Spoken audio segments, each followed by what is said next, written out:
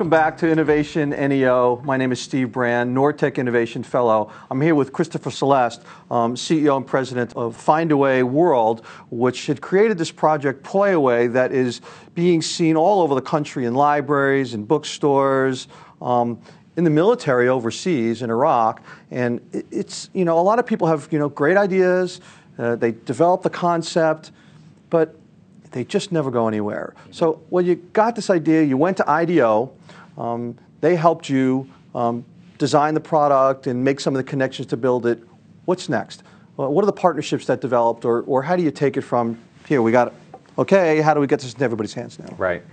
Well, our product is unique in the sense that, it isn't anything until it's filled with something, right? So while IDEO was essentially creating the player shell, the ability for a device like this to be shaped this way and to actually function, and we had a manufacturing partner that we identified out in San Jose who could then bring it to life from an engineering standpoint, until you put something into a Playaway, it's just empty.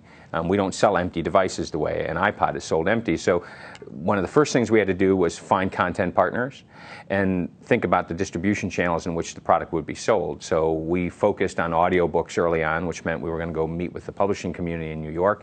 And books are sold in certain environments, so we naturally thought, well, we're going to go talk to the biggest booksellers in America, Barnes & Noble and Borders, Amazon Online. And that was sort of the game plan when we started. Now, I had the good fortune of having a couple of partners and fellow founders in the business who, when we divided and conquered, I really focused on the sales and marketing aspect of the business. My partner, Mitch Kroll, focused on the manufacturing side of the business and actually the building of it that was going on. And the third partner, Blake Squires, focused on going to New York and getting the publishers to sign on board with content. So knowing that we had these sort of three things to do, build it, fill it, and sell it, we sort of divided and conquered, although we all sort of played joint roles at different times. The first trip was to New York to find somebody to put content in it. And Blake and I took literally a plastic unit that had, at the time, Bill Clinton's My Life had just come out. We had a sticker of that on it, and we went to every publishing house and we said, imagine if a book could play itself. And that's literally what we did. We asked to meet with the audiobook person in every publishing house, and we just said that line, imagine if a book could play itself. Wouldn't that be cool? If you get rid of all those CDs that require another player, and you didn't have to yet deal with digital downloading. I mean, it was 2003, 2004 at the time. This could be a great product. And they said, that's really intriguing. Do you really think you can build it? Oh, IDEO designed it, and we've got a manufacturer who's building it, and it's going to launch November of this year. We want your content. Just give us a couple of your best titles. And they would say, well, if you get a good bookseller to sell it, we'll give you our content. And then we would scurry across the aisle to the booksellers and through, again, a local Cleveland connection, Larry Pollack here in town, an entrepreneur, who happened to be on the board of Borders that we discovered. And we went to Larry and we said, Larry, we've got this thing, this incredible book idea, would you connect us to Borders? And that was sort of a seminal moment for us because we needed a bookseller who had bought in order to get the publishers to agree. And Larry, through sort of a long and funny story, connected us ultimately to Greg Josefowicz, the CEO of Borders at the time. We went to see Greg with the same little piece of plastic up in Ann Arbor, and I said, Greg, imagine if your customers could buy a book that played itself. And he was looking, and I kept selling. He goes, oh, you're done. You've sold me. I want to help you launch your company. We'll buy your product from you. So we went back to HarperCollins and Random House and Simon & Schuster in New York, and we ultimately were able to put together 30 titles from the top 5 booksellers, and Borders placed an order for the initial shipment of Playaways. This was spring, and we needed to get it built and sent out to market by November, so it would be in place for the holidays in 2005. And we had never built one. We sold both sets of customers without a working prototype. In fact, they didn't see the first Playaways until they arrived in their stores.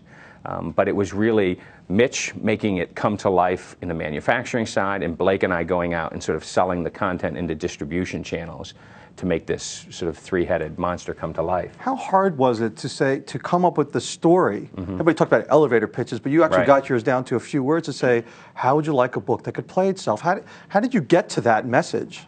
Well, I think we'd been thinking about it so much, and again, as I said earlier, that I've just been going through this process in my life at that same time about how do you extract words and simplify and be clear, and it just I think, came to us that what we were talking about was content that played itself, a book that plays itself. It isn't, hey, here's a cool new gadget you could sell on your thing. Here's just a book that happens to play itself. Wouldn't your customers love that? Wouldn't that make life easier? Did you come with any customer information to say, oh, we've talked to 5,000 people and they all would want to buy it? Nothing quantitative. I mean, IDEO, during the design stage, we did some qualitative studies where they watched how people were using physical audiobooks currently in their environment. So they watched women in homes who were listening to books, who were literally carrying around boom boxes while they were cleaning and moving their CDs or cassettes into that, or people who would describe listening in their car because you have a built-in player in your car, but when they stopped their car they had to stop listening because they couldn't take it out with them easily. So we understood some of the dynamics that users were struggling with, but we hadn't done any really, as a marketer, we hadn't really done any comprehensive, quantitative customer research.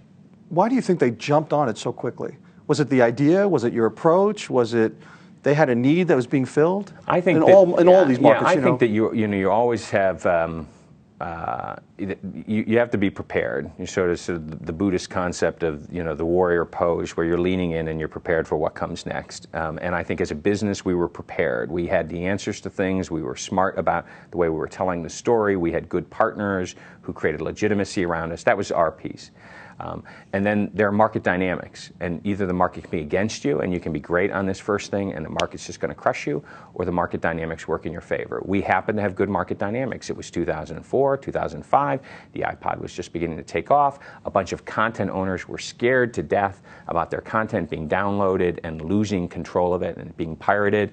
So for publishers, seeing this branded, self-contained, lockdown form of digital content, it was exciting to think, well, we could have a digital device that wasn't just a download out on the internet. So we had good market dynamics working in our favor. And the third is luck.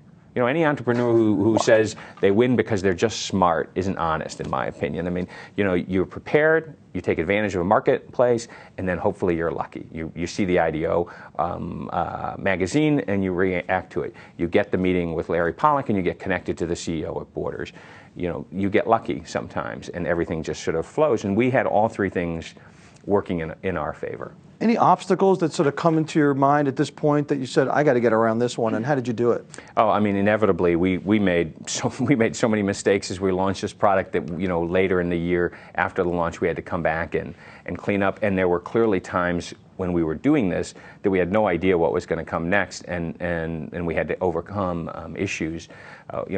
This is a product that had never been built before. This wasn't about building a better pencil or a differently shaped water bottle. This product, a device like this, to be preloaded with content in a mass quantity, had never been built before. So we were working with a manufacturer. At the time, the empty units were being built in Mexico, and then we would load them and label them with the content. They had never built anything like this, and every aspect of it, from is it going to have a battery preloaded when it comes, and how do you do that, and how are we getting the content on there, and how are these three labels being adhered in a manufacturing process, all these things were literally being invented. We were not only coming up with the idea, we were inventing the equipment to be able to make the product, to load it and label it along the way. And there was a point in the manufacturing process where we realized that it was almost impossible to get the battery door off. I mean, it was virtually, on our first unit, I mean, you had to break your fingernail or get a screwdriver to get this off. I mean, today, you can take it off very easily, but we had just miscalculated on the tolerance. Plastics were coming in from the plastic manufacturer. We were 8 weeks away from shipping the order to Borders. We weren't going to redo anything, and we had to come up with a solution. And we weren't going to load the batteries originally. You were going to get a battery in a box, take the top off, and put the battery in and close it.